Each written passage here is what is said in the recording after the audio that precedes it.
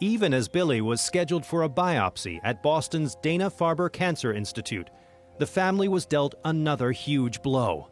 Bill Sr.'s sister Judy died while receiving chemotherapy for breast cancer. My dad was shook up because, again, no father wants to see his kid die before him. And I'm going, in retrospect, I'm going, geez, I'm going through the same thing here. I called Sue, told her. My husband said, you'll have to take Billy in the morning for the biopsy, and we'll let Jenny know. My husband decided he'd go up and pick her up. So in the morning, I took him into Dana-Farber, and I had to put on the greatest acting job of my life and not tell him that Judy had died. I was confused because we went into the building and it said Dana-Farber Cancer Institute. And he said, Cancer Institute? Why are we here? He had not known that lymphoma was a type of cancer. So that's when it hit me. This was like serious stuff. We went into the Jimmy Fund Clinic, which is all children, and there was tons of little kids in there that day, bald, hooked up to chemo. I was dying inside, thinking that what's going through his mind, and he's watched his aunt getting sicker and sicker, and now it's suddenly in his face that he might have cancer. Bill picked Jenny up at camp and started the long drive back to Massachusetts for her aunt's funeral. She wasn't aware of Billy's diagnosis. We were in the car driving back home and on the highway going very fast, and my father told me that he needed to tell me something, and that was when he told me that Billy had cancer. The look on her face was like horror. You know, my dad's driving the car, and I just remembered I wanted to get out. And she opened the car door like she was gonna jump out, and I grabbed her, I go, what are you doing?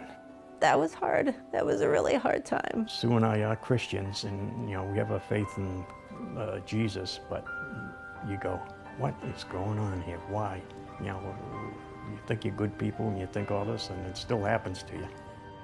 That night when I got home from the hospital, it was strange because my sister was home, and you know, my parents were home, and they were all crying. I thought it was because I was, you know, getting tested for cancer, but they told me that it was Aunt Judy who had died. While she was getting chemotherapy, it was just too much, and you know, the chemotherapy just killed her.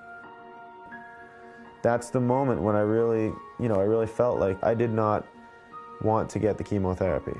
I already had a lot of surgeries done, and I was really sick of going to the hospital, and now, you know, the only person in my family that I knew that went through chemotherapy was now dead, and it wasn't from the cancer, it was from, you know, how toxic the treatment was, so I didn't want to do it. I didn't know at the time, because he wasn't communicating.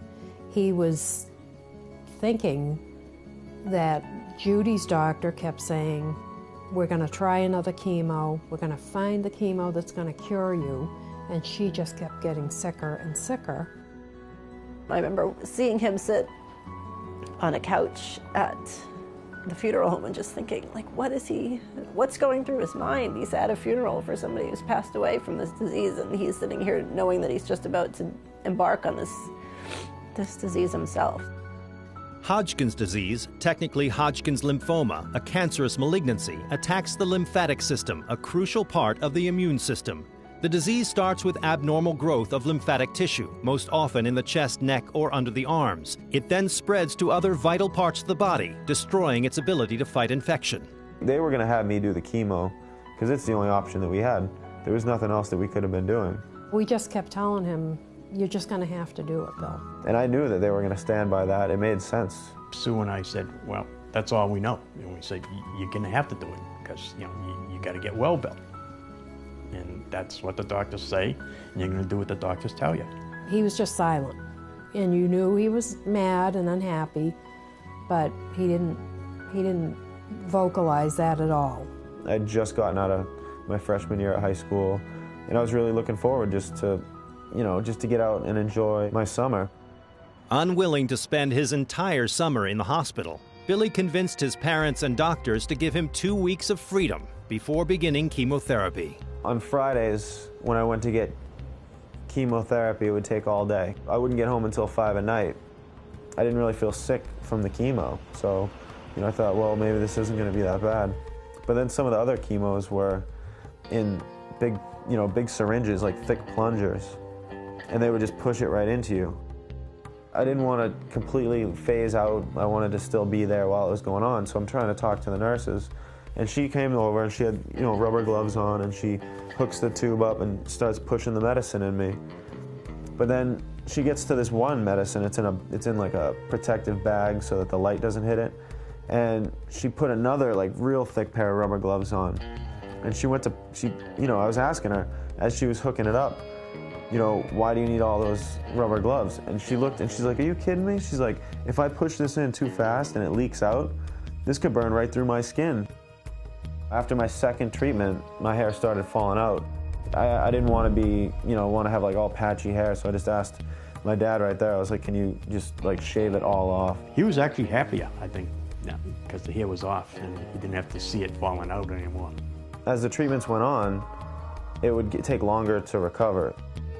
I just really started to feel myself like sliding, and each week when I went back to the hospital, it seemed like there were less kids going in. Like, some of the kids I'd seen getting treatment one week that didn't look good, they weren't there the next week. So either they were too sick to get the treatment or they had died. Unfortunately, we didn't know anything to do to build him up. We asked the doctors, should we give him vitamins? Don't waste your money. Should we change his nutrition? Let him have anything he wants. The chemotherapy was working. By the time Billy was back in school, the cancer had virtually disappeared. The doctors were delighted. Billy said, good, can I stop the chemo?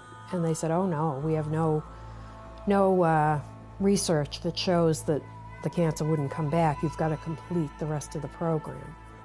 And I really, I was really desperate. I felt really trapped. I just had these real strong feelings like I had to get away and get out of the situation that I was in. We went to church on a Wednesday night. I left earlier because I had to be there first. My husband came later. We met up a little bit later, and he said, where's Billy? And I said, I thought he came with you. And he said, no, he wasn't at the house. And I didn't really think too much of it. And my husband was very bothered. I don't know what it was. It's like a sixth sense. I'm saying something's not right here. He got home from church first and went in the house. Billy wasn't there. And when I came in the door, he had his hand on the phone and he was crying. And he had a note in his hand. His bureau on the corner of it, he left a note. And it's unbelievable, the note he left. It just brings you to tears. We were doing what we thought was best for him, but he just couldn't do it anymore.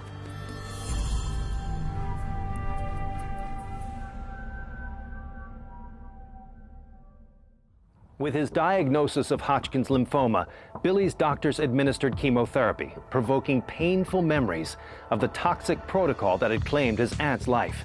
But Billy had an elaborate plan to escape this fate. I didn't know when I was going to leave, but I knew there was going to come a time when it was just going to be too much, and I felt that I would rather die from the cancer than from the chemotherapy. Quietly, I just packed my bags, kept them under my bed, started selling like skateboard parts and videos so I could get some money. One day, I told my mom I didn't feel good enough to go to church. I was going to stay home, and right after she left, I called up my friend Craig to get a ride to the train to Boston. He told me that he was going to be going to visit some friends to go skateboarding, which absolutely did not make me, second guess any of his motives on what he was doing. Craig didn't even realize that he was taking Billy to run away, All I had was a duffel bag and a skateboard, and probably maybe $300 or $400.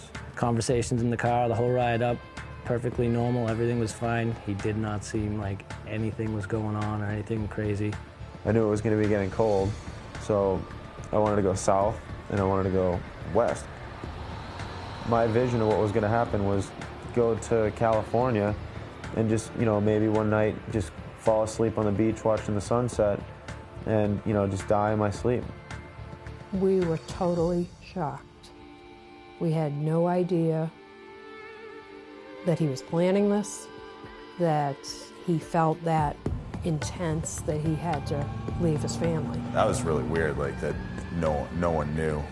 You know, even like his closest friends didn't know it. The less people knew, the safer I was going to be. I remember being kind of mad at him. And at the time, he was 16 years old, so being mad at him for being irresponsible is almost silly, but I was a little just obviously shocked, but just I didn't understand why. And at that point, we didn't know there was other options, other things that he could do. I had no plans on ever seeing anyone, you know. Craig was going to be the last person that I saw that I knew, and I left my parents a note before I left. Dear Mom and Dad, by the time you read this note, I hope to be gone. Please forgive me. I love you both very much, and Jenny also. I am not unhappy with my life. I feel like the medicine is killing me instead of helping me. This is not a last-minute decision. Please have faith in God and know that I will be all right. I'm so sorry. Love always, Billy.